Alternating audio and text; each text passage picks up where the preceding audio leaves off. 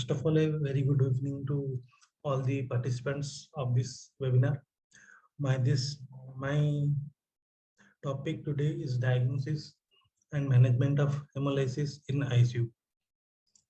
I am Dr. Arun Rath, and over the next few minutes, we will be discussing this topic. The basic outline of this topic will cover uh, causes of hemolysis in ICU, how to approach a patient of hemolysis in ICU, what are the specific lab investigations needed to diagnose hemolysis, and certain specific causes of hemolysis which might be of interest to intensivists.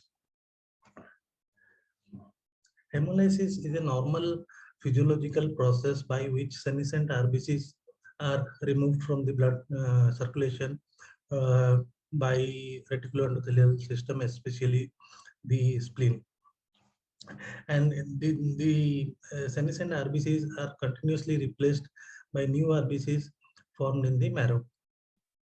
Whenever the rate of destruction of RBCs is more than the rate of production, hemolytic anemia ensues. So typically hemolytic anemia is defined is due to shortened survival of RBCs in the circulation, which may be due to any cause. The normal lifespan of an RBC is about 120 days, and it has been seen by chromium-51 isotope techniques that hemolytic anemia, in hemolytic anemia, the survival of the RBCs in circulation is less than 100 days. Now, the shortened lifespan of the RBC can be due to intravascular or extravascular causes. The mechanisms can be immune mediated or non-immune mediated, and there might be certain extrinsic factors or intrinsic RBC abnormalities which might lead to the early destruction of the RBCs. The details of which of these causes and these mechanisms will be discussed in further slides. Another important thing is the rate at which there is hemolysis and the site at which the hemolysis occurs determines the acuity of the symptoms and the constitution of the symptoms that the patient present with. Now, before proceeding further, let's have a certain basic idea about how the RBC membrane is formed. The RBC membrane is basically a phospholipid bilayer below which there is a cytoskeletal, proteinaceous cytoskeletal structure. The proteinaceous cytoskeletal structure is mainly made of spectrin, which has two isomers, alpha spectrin and beta spectrin, and which is bound to the phospholipid bilayer by another protein called ankyrin and myofilamentous structures like actin protofilament. The phospholipid bilayer contains transmembrane proteins, most importantly the band 3 protein and the glycophorin C protein. The extracellular part of these transmembrane proteins contains the RBC antigens. Now, this basic structure of RBC membrane is necessary to understand the certain membranopathies which lead to hemolytic anemias.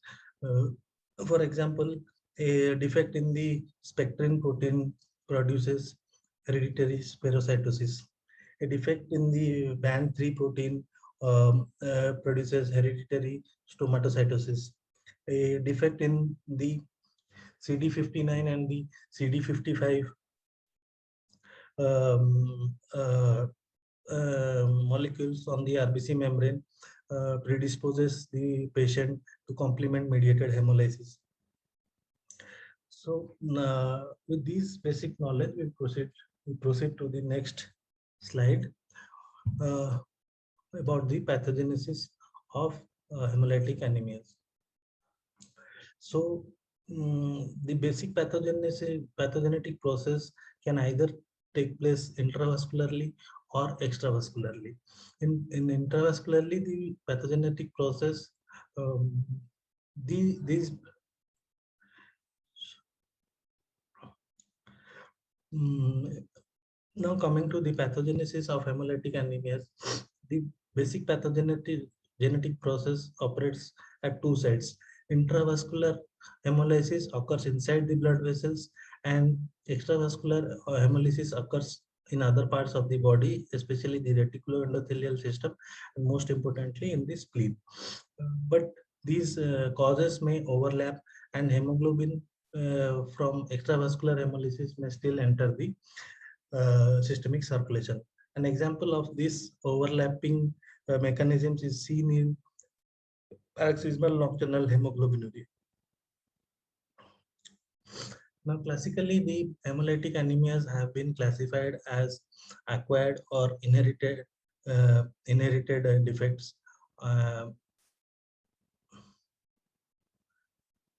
Classically, the hemolytic anemias have been classified as um, acquired or inherited defects, or intracorpuscular or extracorpuscular RBC defects. But a more clinical classification is could be like this.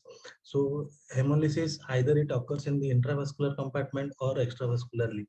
The intravascular compartments is mechanisms may involve immune mediated mechanisms and non-immune mediated mechanisms. Examples of immune mediated hemolytic anemias are like hemolytic disease of the newborn, mismatched transfusions, and autoimmune hemolytic anemias. Non-immune mediated mechanisms are mainly involved in microangiopathic hemolytic anemias, infections like salmonella, infections like Clostridium, malaria, and babesiosis. Mechanical causes like presence of a prosthetic heart valve or presence of extracorporeal circuit, major trauma, toxins like lead, arsenic, naphthalene, benzene, and in certain systemic diseases like liver disease. Extravascular causes of hemolysis include enzyme deficiencies like particularly glucose 6-phosphate dehydrogenase deficiency, membrane defects like hereditary spherocytosis and hereditary erythrocytosis, hemoglobinopathies like sickle cell disease and thalassemia.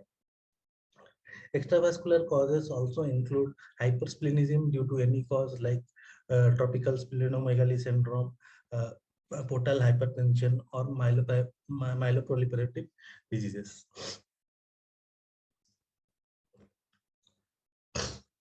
Now, the approach to a patient of hemolysis must include, first, the confirmation of hemolysis by certain laboratory tests. The clinicians must determine the acuity of hemolysis, which may signify the severity of the symptoms. The identification of the site and is necessary, uh, because the identification of site is necessary, and identification of cause will direct us to provide specific treatment. Uh, it is always wise to remember in critically ill patients to consider the following causes. ABO incompatibility due to recent transfusion is a major cause of hemolytic anemia in ICU. Clostridium sepsis, especially in a peripartum setting, is a major cause. Medications such as penicillin and alpha methyl dopa can cause an autoimmune response and cause immune mediated hemolysis. And presence of extracorporeal circuits like ECMO circuits, CRRT circuits, or left ventricular assist devices are also a major cause of hemolysis in the ICU. Now coming to the what pertinent history is necessary for a diagnosis of hemolysis. Uh, First and foremost, the family history. The family history may point us towards certain hereditary conditions like G6PD deficiency or hereditary spherocytosis. Ethnicity is also important, like in certain geographical areas, G6PD deficiency, like in Southeast Asia, the G6PD deficiency and hereditary spherocytosis and sickle cell disease are more common. Uh, medication history is very important because certain drugs can precipitate hemolysis in G6PD deficient individuals, and certain drugs can cause autoimmune hemolytic anemia. Again, the acute and or the chronicity of the hemolysis can direct us, give us clue towards certain causes of hemolysis. Like in hereditary spherocytosis, it is of more chronic nature, but in paroxysmal nocturnal hemoglobinuria, it is of more acute nature. Concomitant medical disease illness like presence of prosthetic valves or presence of liver disease can give us clues about the cause of hemolysis. History of recent or current blood transfusion can also provide us clues regarding whether it is a mismatched transfusion or there is presence of any hemoglobinopathies. Lastly, recent history of fever or recent history of travel can point us towards the presence of tropical infections like malaria, babesiosis, which can cause hemolytic anemia. The common signs of to summarize the common signs of hemolysis, these include jaundice and pallor, which is more commonly seen in extravascular hemolysis. Pallor can be seen in intravascular hemolysis also. Splenomegaly is more commonly seen in extravascular hemolysis. Hemoglobin may be normal in extravascular hemolysis or chronic hemolysis, and it may be severely reduced in acute intravascular hemolysis. Mean corpuscular volume and the mean corpuscular hemoglobin concentration are usually increased because of the presence of increased reticulocytes in the peripheral blood smear. Unconjugated bilirubinemia is a must. Aspartate transferase is increased. LDH is increased in both intravascular and extravascular hemolysis. Haptoglobin is particularly reduced in intravascular hemolysis. In further slides, we'll discuss how to differentiate between these lab investigations.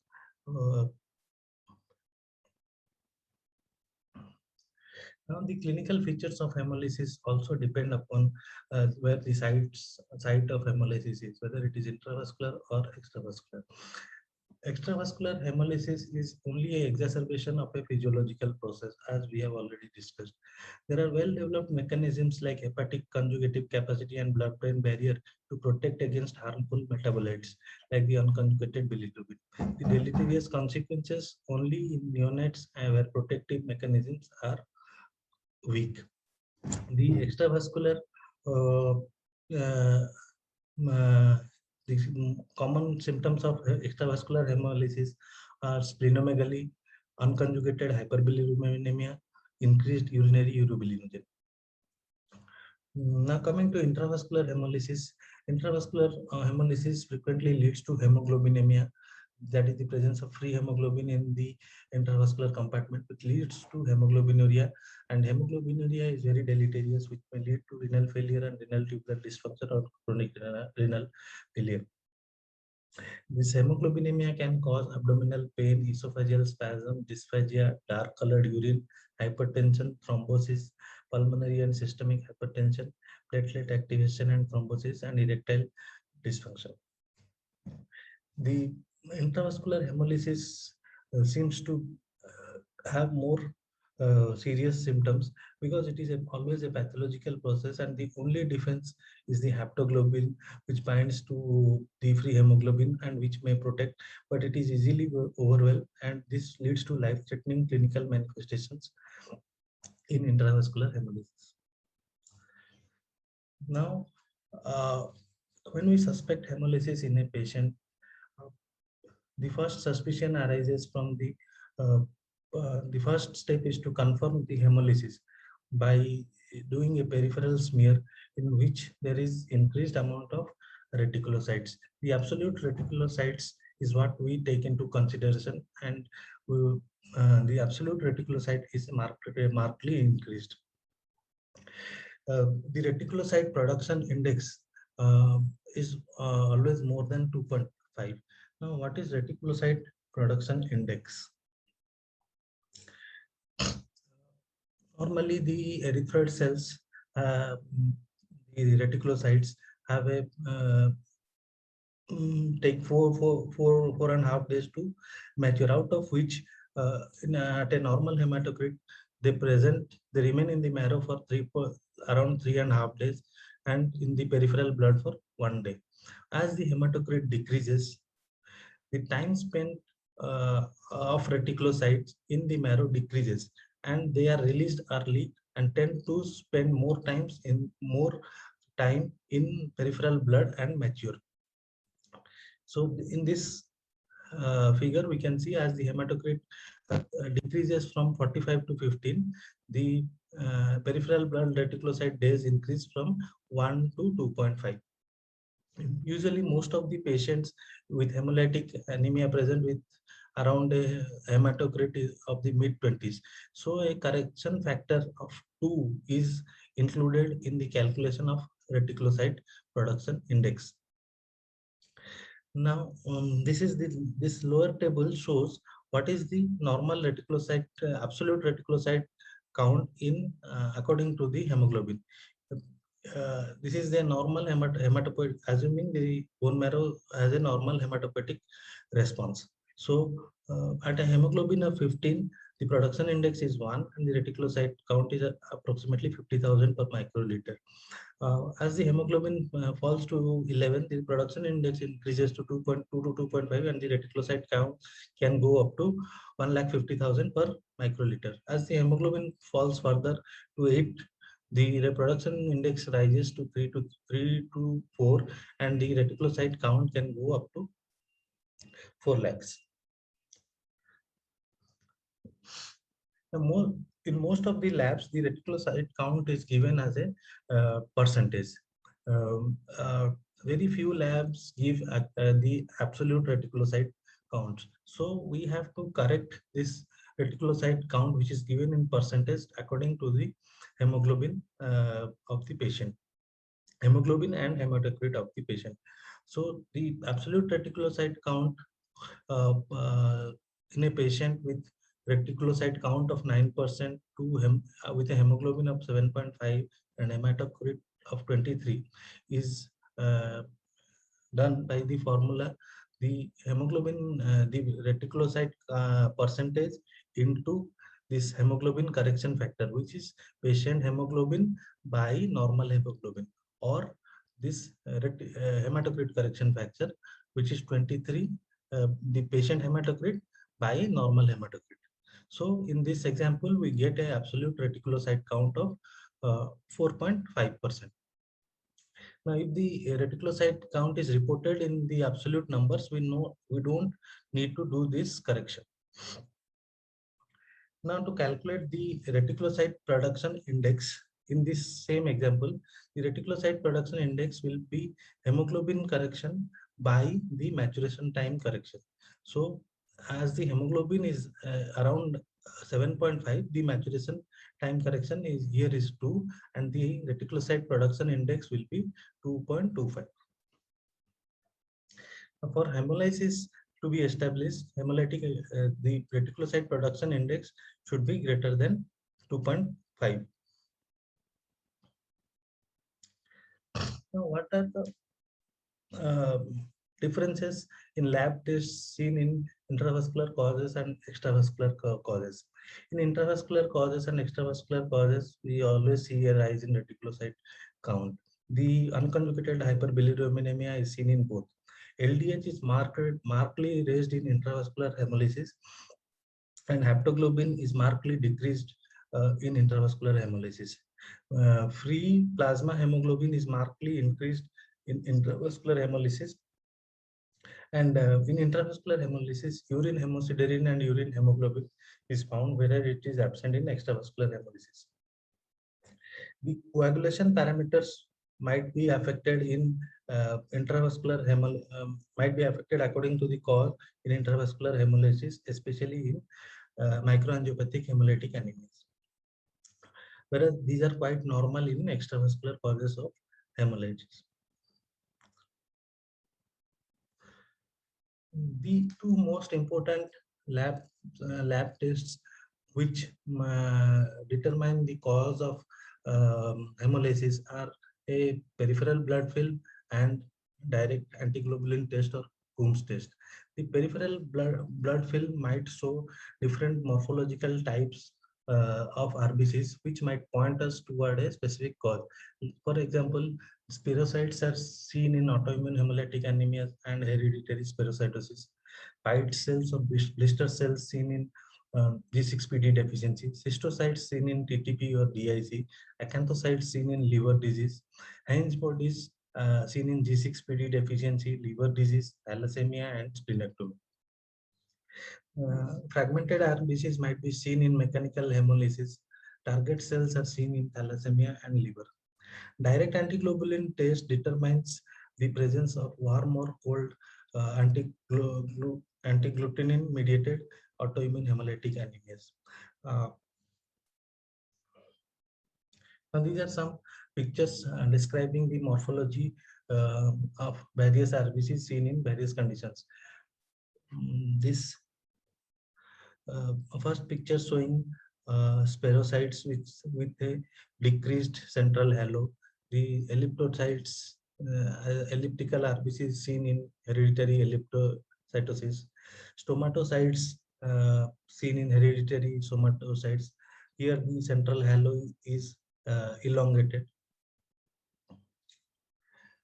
Bite cells or blister cells seen in G6PD deficiency. Fragmented RBCs seen in mechanical hemolysis. Sickled RBCs seen in hemoglobinopathies in sickle cell disease.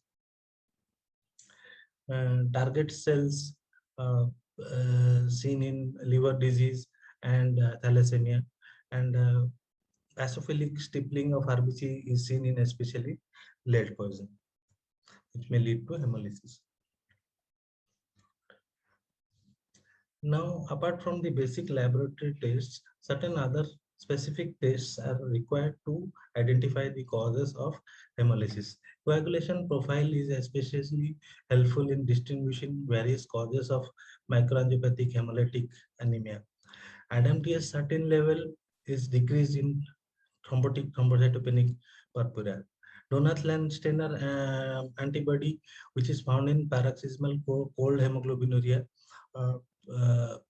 is a kind of IgG mediated is a IgG antibody,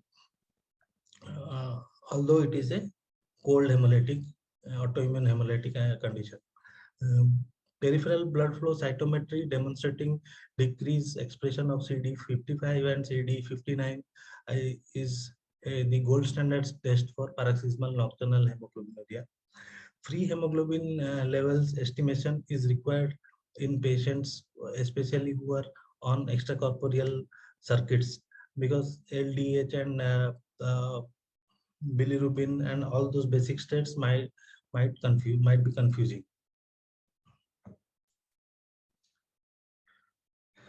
Now this is another article published in 2021 in Critical Care Journal, where they have estimated and carboxyhemoglobin levels in hemolytic anemia patients.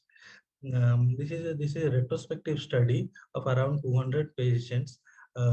A cutoff of 2 and 2.7 for carboxyhemoglobin were chosen, and it demonstrated 85 and 99% sensitivity and specificity in adults respectively. They have postulated that this is more sensitive and specific than LDH for determining hemolytic anemias. Carboxyhemoglobin can be easily measured in the ICU by co-oximetry. Now, another advanced test for detecting hemolytic anemia is the immature reticulocyte fraction. The immature reticulocyte fraction is calculated as a ratio of immature reticulocytes to the total number of reticulocytes by an autoanalyzer, and a graph is presented. In certain conditions, IRF is a better indicator of bone marrow response than a total reticulocyte count. The IRF ratio, IRF index is increased in hemolysis and hemorrhage. So this is a picture showing the IRF graph developed from an autoanalyzer. The reticulocytes are divided into three fractions based upon the amount of fluorescence detected in the reticulocyte cytoplasm. The LFR or the low fluorescence reticulocyte, the MFR or the medium fluorescence reticulocyte, the HFR or the high fluorescence reticulocytes. The IRF is a sum of the medium fluorescence reticulocytes and the high fluorescence reticulocytes, and the normal index is around 2.6 to 20%. This IRF test may be helpful in conditions where the reticulocytes counts are doubtful.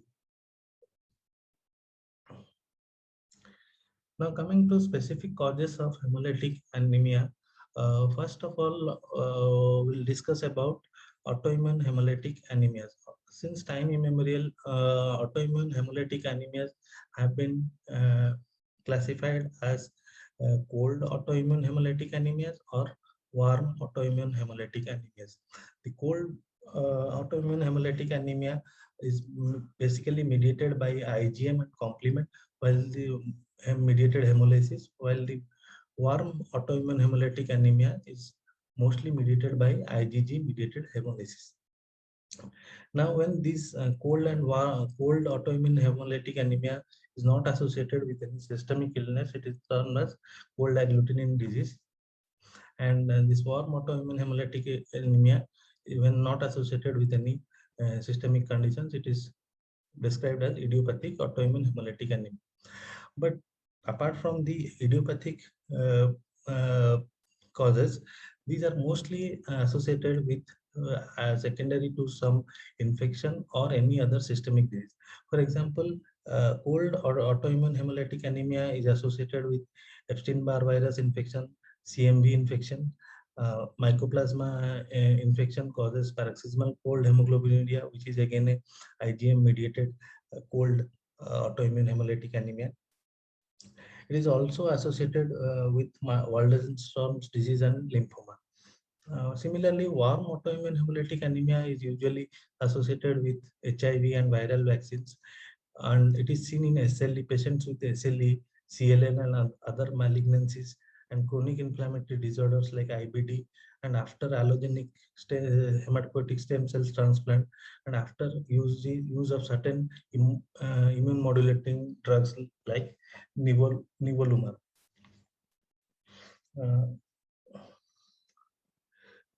Cold autoimmune hemolytic anemia can be seen with the use of lenalidomide drug also. Warm autoimmune hemolytic anemia, is associated with use of common culprit drugs like cefotetan, ceftriaxone, and piperacillin, which are very common in an ICU setting. Now, autoimmune hemolytic anemia, either warm or cold, can be precipitated by certain drugs also. For example, penicillin. Penicillin causes an autoimmune response, and the hemolytic anemia resolves with the withdrawal of the drug. But certain drugs like methyl-dopa, they cause an autoimmune response which persists even after the withdrawal of the drug. Now, this is a figure showing the basic pathogenesis of autoimmune hemolytic anemia. Now, when the RBC is coated with the antibodies present in the serum, there might be complement activation and formation of membrane attack complex, which leads to intravascular hemolysis. This is majorly seen in cold autoimmune hemolytic anemia. Whereas the coated RBCs might be phagocytosed by the mononuclear phagocytic cell and die of phagocytosis or fragmentation or antibody-dependent cytotoxicity in the reticuloendothelial system. This pathway is mostly seen in warm autoimmune hemolytic anemia.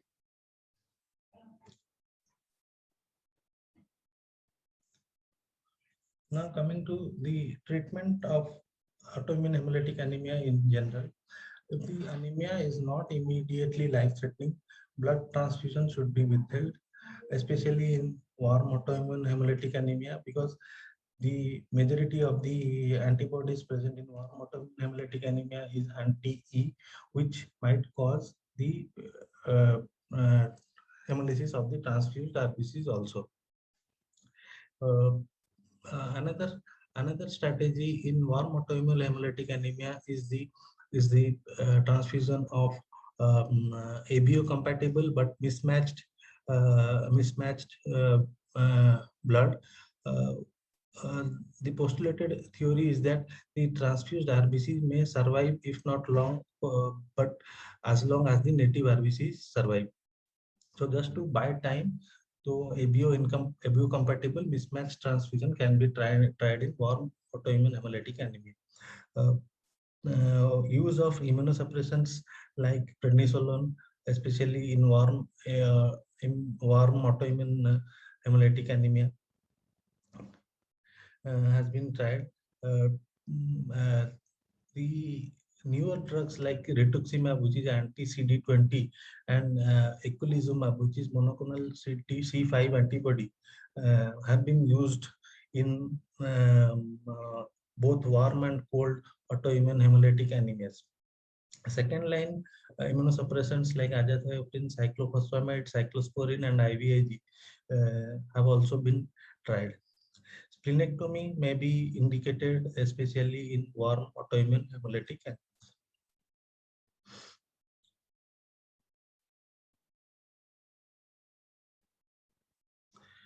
Now, coming to another entity of hemolytic anemias, uh, glucose 6-phosphate dehydrogenase deficiency.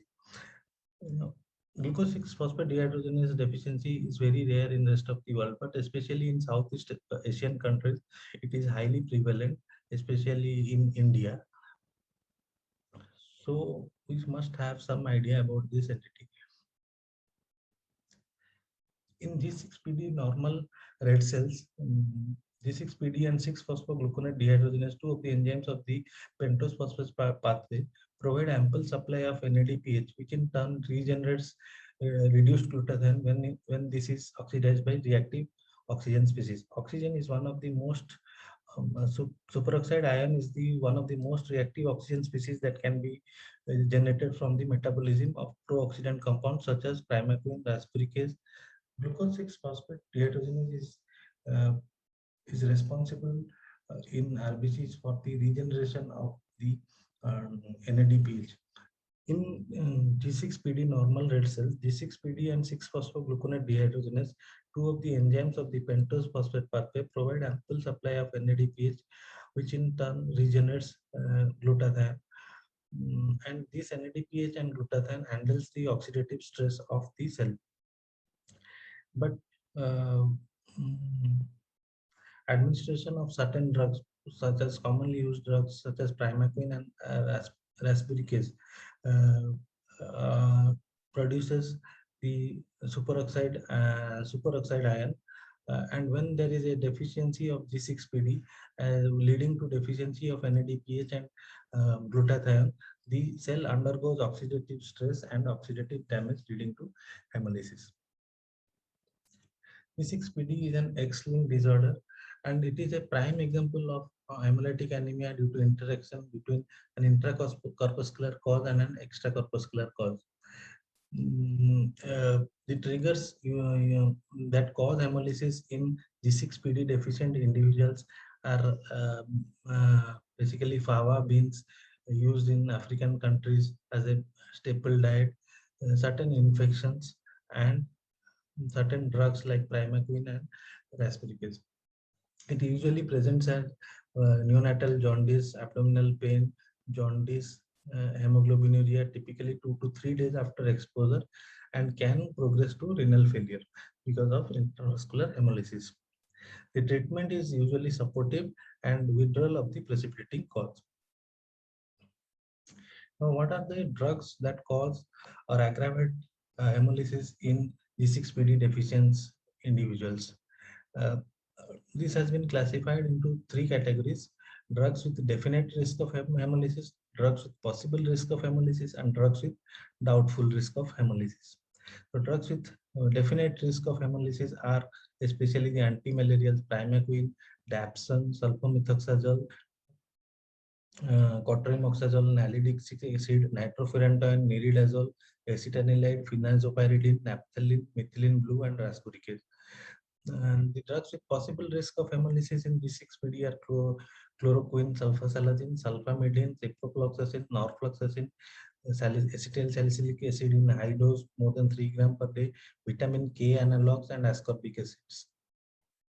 The drugs with doubtful risk of precipitating hemolysis in G6PD deficiency in individuals are quinine, sulfasalazole, sulfadiazine, chloramphenicol, para-aminosalicylic acid, acetyl salicylic acid in less than 3 grams per day doses, acetaminophen, phenacetin, doxorubicin, and probenecid. Now, coming to another entity called paroxysmal nocturnal hemoglobinuria. This is a very curious cause of hemolysis because it causes both intravascular and extravascular uh, hemolysis, and this is a this is usually an acquired condition, but a genetic condition uh, due to somatic mutations. It is characterized by chronic hemolytic anemia with frequent and recurrent exacerbations. The susceptible RBCs are mostly hemolyzed by complement-mediated hemolysis due to poor expression of CD55 and CD59.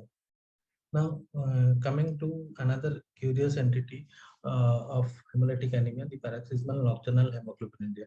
PNH is an acquired condition, but a genetic condition caused due to somatic mutation. It is characterized by chronic hemolytic anemia with persistent intravascular hemolysis with occasional or frequent recurrent exacerbations. The basic pathology is basically due to susceptibility of the RBCs to complement mediated hemolysis due to poor expression of CD55 and CD59, which prevent the RBC from complement mediated hemolysis. In addition to hemolysis, the triad of PNH includes hemolysis. There may be pancytopenia and a distinct tendency to venous thrombosis. The prevalence is around 5 per million, but it is somewhat more common in Southeast Asia. The characteristic complaint of the patient is passed blood instead of urine. Early mornings, the early morning sample. PNH can also present a full-fledged Budd-Chiari syndrome, which in the absence of liver disease raises the suspicion of paroxysmal nocturnal hemoglobinuria. Now, this is a serially collected urine sample of a patient which shows the gradual resolution of the hemolysis within hours. This dramatic resolution of hemolysis, hemoglobinuria in the urine points towards a paroxysmal nocturnal hemoglobinuria. Definitive diagnosis of PNH must be based on the demonstration that a substantial proportion of the patient's red cells have an increased susceptibility to complement due to the deficiency on their surface of proteins, particularly CD59 and CD55 that normally protect the red cells from activated complements. A HAM test is highly reliable, but gold standard test as of today is flow cytometry. Previously, patients with PNH were treated with bone marrow transplant, but with the advent of the C5 monoclonal antibody, eculizumab, bone marrow transplant can be deferred in these patients. Now let's see how eculizumab helps in the patients with PNH. In the normal steady state, whenever there is complement activation, the CD55 and the CD59 prevents the amplification loop of C3 complement and hence prevents complement mediated hemolysis.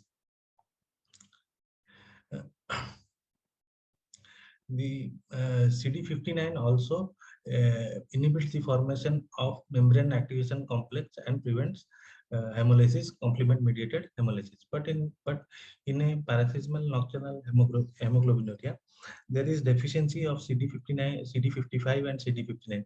So this C3 convertase activates the C3 into C3b, which opsonizes the RBC. And this C3b again acts on the C3 convertase, and there is an amplification of the C3 activation process and opsonization of the RBCs, which leads to intravascular hemolysis. Again, C3b and C3b and C3b convertase also activate the C5 complement, which leads to the formation of membrane attack complex, which attaches to the RBC and causes intravascular hemolysis. Now, the use of eculizumab is a uh, C5 convertase inhibitor. So this part of the reaction is this part of the pathology is inhibited, and hence membrane activation complexes are not formed, and there is less uh, uh, hemolysis of RBCs. But of note here is this eculizumab does not inhibit the C3b convertase. So this RBC hemolysis through opsonization, C3 opsonization takes place continuously. So it partly acts in paroxysmal nocturnal hemoglobinuria. Another condition which causes intravascular, another condition which causes hemolytic anemia are membranopathies, and especially the most common membranopathy is hereditary spherocytosis, the incidence of which is 1 in 5,000. It may be autosomal dominant or autosomal recessive. The age and severity of the manifestation is variable because of heterogeneity of the mutation. Mostly extravascular hemolysis takes place, especially in this spleen. A young individual presenting at gallstone with no apparent cause might raise the suspicion of hereditary spherocytosis. Hereditary spherocytosis is the only cause where a isolated NCHC increase in anemia is seen. The tests used to diagnose hereditary spherocytosis are the osmotic fragility test, the acid glycerolysis test, the EMA binding test, and the SDS gel electrophoresis. The treatment that is effective in hereditary spherocytosis is splenectomy, but depending upon the severity of the symptoms. In mild cases, there is no indication of splenectomy. Now, hemoglobinopathies like sickle cell anemia also present as hemolytic anemias, especially these severe forms of sickle cell anemia like sickle cell disease and sickle beta zero thalassemia. Now, as the arterial PO2 decreases from artery to capillary, the sickle hemoglobin polymerases, which causes stiff and viscous sickle cells. And there are also membrane changes like calcium influx and potassium leakage. These stiff sickle cells occlude the capillary circulation, and there is shortened red cell survival leading to hemolytic anemia. So the basic treatment plan consists of hydration, analgesics, and to target a hematocrit more than 30 and avoid hypoxia, hypercarbia, and acidosis, which promote sickling.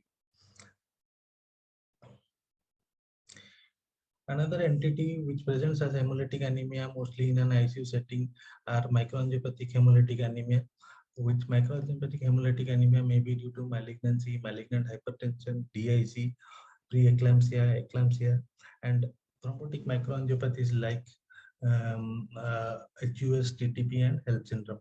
Coagulation tests usually differentiate the exact cause of microangiopathic hemolytic anemia. Like in DIC, platelet count is decreased, PT is increased, APTT is increased, fibrinogen is decreased, but in TTP has HUS, the platelet count is decreased, but PT, APTT, and fibrinogen are normal. So the treatment of microangiopathic hemolytic anemia depends upon the treatment of the cause. Now, apart from the immune-mediated and non-immune mediated causes, certain important other factors which usually present in the ICU as hemolytic anemia are classified into mechanical, infection, toxins, and trauma. Mechanical causes include cardiac, periprosthetic or perivalvular leaks, which in long term leads to hemolytic anemia. Presence of intravascular devices like tips, presence of extracorporeal circuits like ECMO, CRRT, and LV assist devices, Common infections like severe sepsis, malaria, Clostridium perfringens, and babesiosis present as hemolytic anemia in an ICU. Toxins like lead, mercury, copper, arsen gas, sodium chloride also present as hemolytic anemia. Major burns and are one of the major causes of hemolytic anemia. March hemoglobinuria seen in soldiers who are on a prolonged parade uh, is a important cause.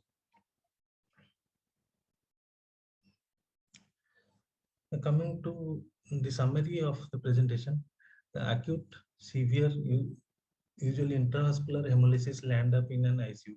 Immune-mediated causes are rare in ICU. Drug, toxins, infections, and extracorporeal circuits are more common causes in ICU.